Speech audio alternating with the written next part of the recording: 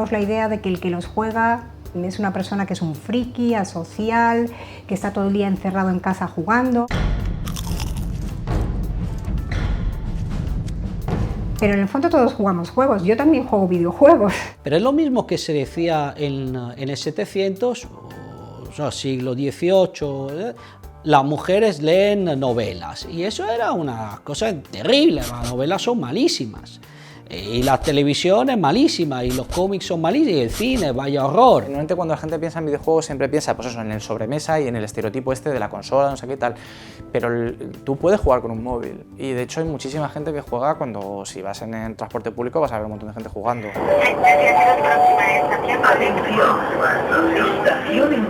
Jugadores los hay de todos los tipos, de todas las edades, de todas las razas y de todos los géneros, y eso es muy positivo. Los videojuegos son una forma cultural, saber que los videojuegos, exactamente como cualquier otra tecnología cultural, nos modifican desde un punto de vista cultural, pero social, cultural e incluso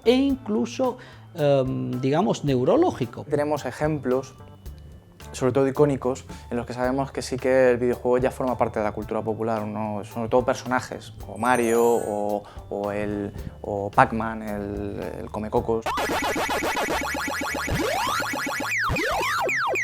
Una cosa es que sea lúdico y otra cosa es que no tenga otro propósito más allá de divertirnos. Pero es una herramienta muy potente para contar historias, de otra manera, que no se contaban antes. La ventaja que tienen los videojuegos en el mundo de la educación es que el juego es intrínsecamente motivador. A todos nos gusta jugar.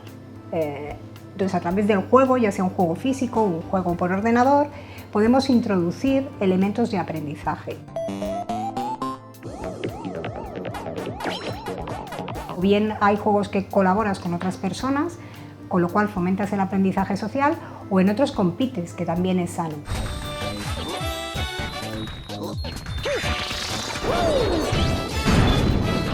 Es difícil explicar porque es un arte. Yo no sería capaz y de hecho es casi más un sentimiento que una realidad. Es difícil definir ontológicamente el arte, pero yo creo que es difícil definir ontológicamente cualquier cosa.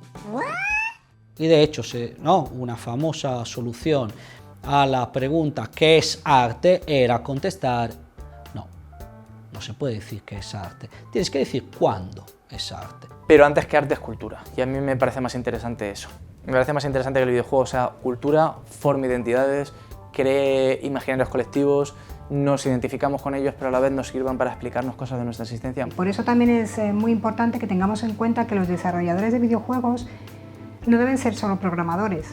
Necesitamos más gente, necesitamos gente que entienda cómo transmitir de la forma más efectiva un determinado mensaje, cómo hacerlo más artístico, cómo hacerlo más humanista, cómo hacerlo más inclusivo. Pero creo que el verdadero desafío es cómo introducir los videojuegos como analogía, como metáfora para explicar cosas como lo hacemos con la literatura de manera natural.